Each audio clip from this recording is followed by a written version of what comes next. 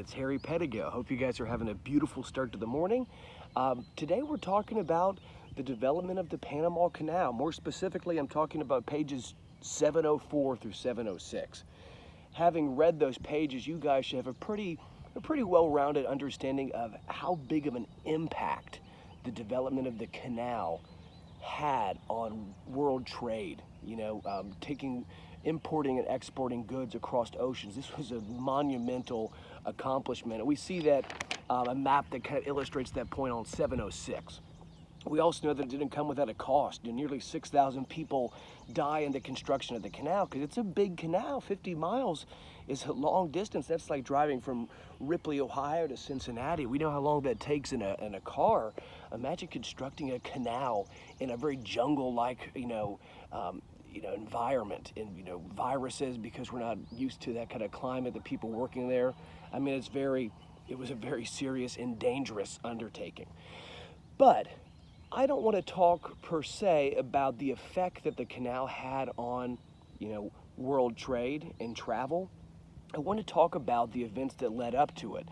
More specifically, I want to talk about how the events that led up to it were, in a lot of ways, politically charged, and sort of a milestone in America's foreign policy, the way that America interacts with foreign nations. Long story short, in order to secure a place to build the canal, America wasn't successful at first. We were really having a difficult time getting a piece of land to do that on. And so what happens is the United States, they assist some rebels in Panama, and they ultimately help them get away to gain their independence from Colombia, which is a country in South America. I can actually show you a quick picture, if you don't mind, on page 706. Yeah, right here.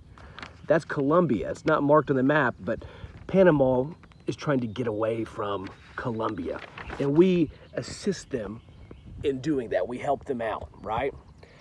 So I want to make a comparison real quick between the way we assisted Panama in getting their independence, so to speak, from Colombia. And we did that really because we wanted to have that land to build the canal on, right?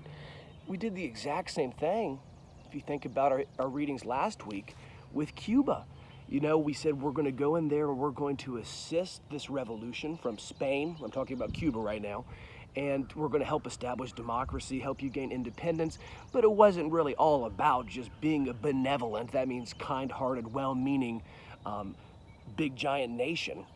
We weren't just trying to spread democracy. We were trying to get Cuba because it's a strategic location, and we didn't want a foreign nation occupying that and jeopardizing or putting us at risk as a nation. The same thing's true with Panama and the development of the canal. Aside from having a monumental impact on world trade, this is an example of the United States intervening in foreign affairs of other small countries under, I won't say the pretense, but kind of a little bit of a Trojan horse, so to speak, going in under the idea of helping people bring about democracy and independence. But there's definitely some things, building the canal was a major part of that. It's important to realize that the actions that the United States makes with other foreign nations, it's not black and white. Like, it was just about democracy. We're trying to help. A lot of times it's very politically motivated, and we see the United States is getting involved more in the affairs of foreign nations for our own political gain. And there's nothing necessarily wrong about that, but we have to have a understanding, a well-rounded understanding.